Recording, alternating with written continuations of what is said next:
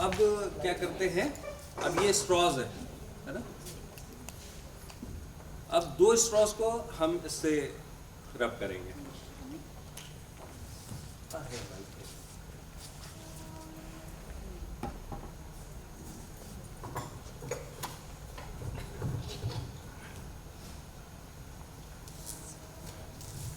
ठीक है, तो दोनों पे कैसे चार्जेस होंगे? Like charges.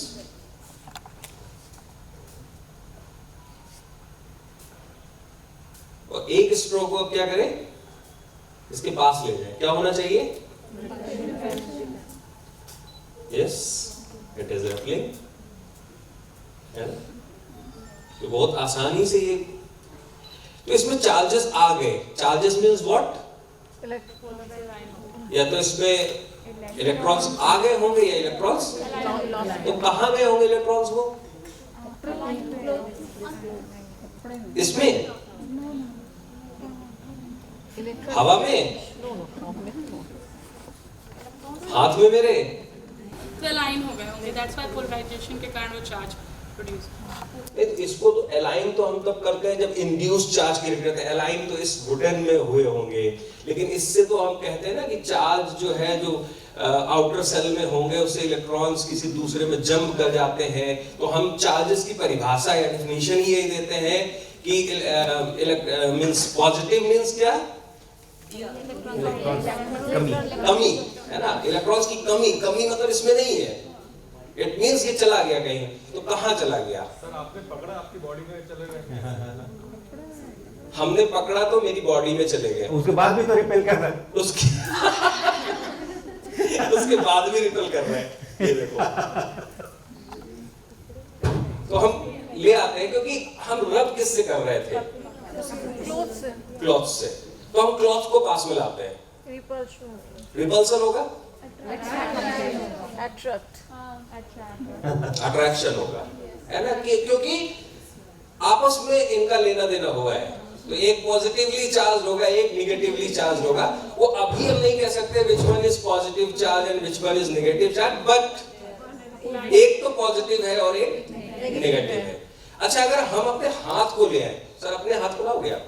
मैं लाऊं? हाँ, सर ने तो नहीं कुछ भी छुआ था, ये देखो सर की तरफ तो ट्रैक करता है, वो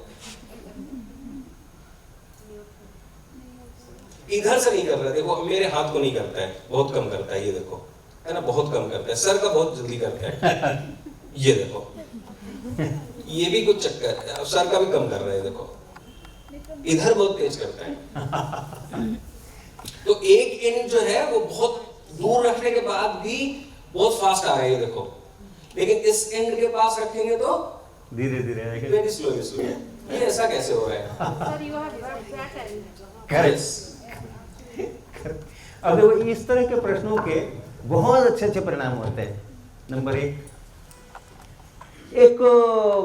आपने सिचुएशन क्रिएट कर दी, सोचो भाई ये क्या हो गया, ये क्या हो गया, क्यों हो गया।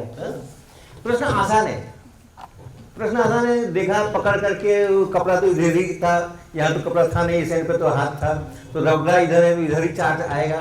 आसान प्रश्न जो होते हैं, आसान प्रश्न पूछे जाने चाहिए क्लासरूम के अंदर में।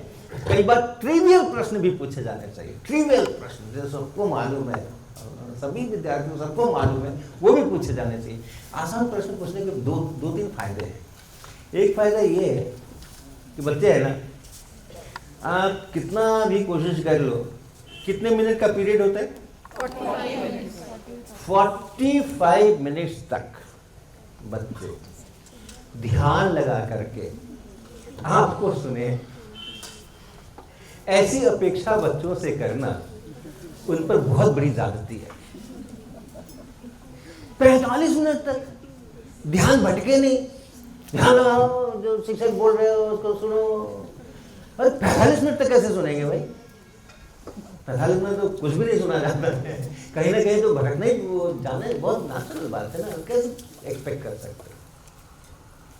तो आप किसी खास मोमेंट पे देखोगे, अगर सोचो कि आपके क्लास में 25 बच्चे बैठे हैं, तो हो सकता है कि उसमें से 10 बच्चे उस क्षण पे आपको नहीं सुन रहे हैं, वो कुछ और सोच रहे हैं, हो सकता है। फिर किसी दूसरे क्षण पे जाओगे तो हो सकता है कोई दूसरे 10 नहीं सुन रहे होंगे, ये आपको सुन रहे होंगे। 45 मिनट लगातार सुनना बहुत ही मुश्किल काम है। उसके लिए आपको बहुत बड़ा मैजिशियन वाला ऐसा खो गए कि पता ही नहीं चला कब समय गुजर गया, उसके लिए बहुत मेहनत करनी पड़ेगी। आसान प्रश्न पूछते हैं, जैसे मान लीजिए आपने पूछ दिया 6 into 7 कितना, क्लास 7 के अंदर में आपने पूछ दिया, तो क्या होगा कि जो आपके 15 बच्चे सुन रहे हैं ना, वो सबके सब जवाब देंगे। ऐसा नहीं कोई एक जवाब देने वाला है, वो सबके सब एक साथ जवाब देंगे। और 15 लोग जब बोलेंगे 42, तो जो बाकी के 10 इधर उधर